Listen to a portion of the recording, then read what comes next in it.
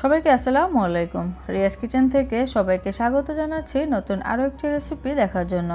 আজকে খুবই সহজ একটি রেসিপি করে দেখাবো, আর সেটি হচ্ছে কাঁকড়া মাছ বা কাঁকড়া মাছ ভুনা। যে নামে ডাকুক না কেন, মাছটা দেখতেও সুন্দর আবার খেতেও অনেক মজার। আশা করছি আজকের এই রেসিপিটি ভালো লাগবে। ভিডিওটি যে যেখান থেকে দেখছেন আমার ইউটিউব চ্যানেলটিকে সাবস্ক্রাইব করে পাশেই থাকবেন এবং লাইক শেয়ার করতে ভুলে যাবেন না। চলে যাচ্ছি আমি পুরো রেসিপিতে। আজকের এই মাছ ভুনা করার জন্য আমি এখানে কিছু পরিমাণে কাঁকড়া বা কাঁকড়া মাছ নিয়েছি। মাছটা কেটে এরকম টুকরো করে নিয়েছি, আর মাছটা ধুয়ে খুব ভালো করে পরিষ্কার করে নিতে হবে। তো এখন আমি মাছটা ভুনা করতে চলে যাচ্ছি। চুলায় আমি একটি ফ্রাই প্যান বসে এখানে কিছু পরিমাণে তেল দিয়ে দিলাম। মাছ অনুযায়ী আপনারা তেলের পরিমাণটা বাড়িয়ে কমিয়ে দিয়ে দিবেন। এখানে আমি 2 মুঠ পরিমাণে পেঁয়াজ কুচি দিয়ে দিচ্ছি, এর থেকে বেশি দেওয়ার দরকার নেই। এখন আমি চুলার জালটা মিডিয়াম টু হাইতে রেখে এভাবে অনবরত নেড়ে চেড়ে পেঁয়াজটাকে ভেজে নেব। তো পেঁয়াজের কালার কিন্তু চলে এসেছে, তো হালকা কালার চলে আসছে। এখন আমি এখানে সামান্য একটু পানি দিয়ে দিব, যেন পেঁয়াজটা এর থেকে আবার বেশি ভাজা না হয়ে যায় বা পুড়ে যায়। এখানে আমি 1 চা চামচের একটু কম হবে হলুদ গুঁড়া দিলাম এবং সেই সাথে 1.5 চা চামচ পরিমাণে মরিচের গুঁড়া দিয়ে দিচ্ছি। 1 চা চামচ ধনিয়া গুঁড়া দিলাম। তো মরিচের পরিমাণটা আপনারা বাড়িয়েও কমিয়ে দিতে পারেন ঝাল অনুযায়ী। এখানে আমি 1 চা চামচ পরিমাণে আদা রসুন বাটা এবং 1 চা চামচ লবণ দিয়ে দিলাম। স্বাদ অনুযায়ী লবণটা দিতে হবে। এখন আমি নেড়ে চেড়ে মশলাটা খুব ভালো করে কষিয়ে নিয়েছি, তেলটা উপরে উঠে এসেছে। এখন আমি এখানে পরিমাণ মতো পানি দিয়ে দিচ্ছি। আমি এখানে প্রায় আধা কাপের মতো পানি দিয়েছি। তো চুলার জালটা বাড়িয়ে দিয়েছি, এটা বলক এসে গিয়েছে। এখন আমি সে কেটে ধুয়ে পরিষ্কার করে রাখা কাঁকড়া মাছ দিয়ে দিচ্ছি।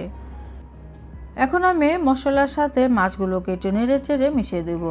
এখন যেহেতু কাঁচা আছে, এই অবস্থায় নেড়ে চেড়ে দিতে হবে। পরবর্তীতে আর বেশি নাড়াচাড়া করা যাবে না, মাছগুলো তা না হলে ভেঙে যাবে।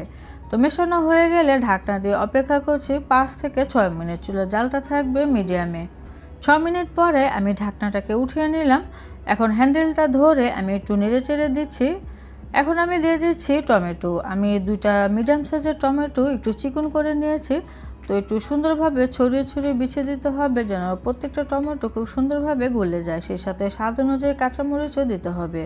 তো হাতলটা ধরে এভাবে নেড়ে চেড়ে দেওয়াই ভালো।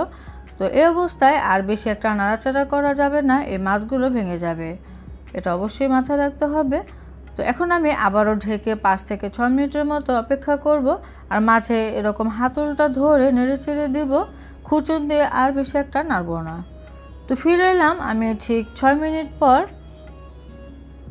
তো টমেটো থেকেও হালকা কিছুটা ঝোল বের হয়ে গিয়েছে। তো চুলার জালটা এখন আমি কমিয়ে দিব, যেন তেলটা খুব সুন্দরভাবে উপরে উঠে আসে। এর আগে আমি একটু লবণটা চেক করে নিচ্ছি। এই পর্যায়ে লবণটা লাগলে দিয়ে দিতে হবে। এখানে আমি দিয়ে দিচ্ছি ধনিয়া পাতা। আমি একটু বেশি করে ধনিয়া পাতা দিয়ে দিচ্ছি, যেন এই ফ্লেভারটা খুবই ভালো আসে।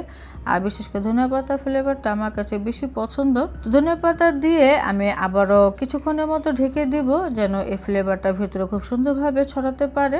চুলার জালটা কিন্তু অবশ্যই কমিয়ে রেখে দিতে হবে। তো আমার তরকারি কিন্তু হয়ে গিয়েছে। চুলাটা আমি এর মধ্যে বন্ধ করে দিয়েছি। একটি মাছ আমি উঠিয়ে দেখাচ্ছি। তো প্রত্যেকটা মাছ কিন্তু আস্ত রয়েছে, কোনো একটা মাছ ভেঙে যায়নি। আপনারা এভাবে রান্না করলে আশা করছি খেতেও ভীষণ মজার হবে এবং মাছগুলো আস্ত থাকবে। আজকের এই সহজ এবং মজাদার ভিডিওটি যদি আপনাদের কাছে ভালো লেগে যায়, তাহলে ভিডিওতে একটি লাইক কমেন্ট করতে ভুলে যাবেন না। সবাই অনেক বেশি ভালো থাকবেন, সুস্থ থাকবেন। আজকের মতো বিদায় নিচ্ছি। আল্লাহ হাফেজ।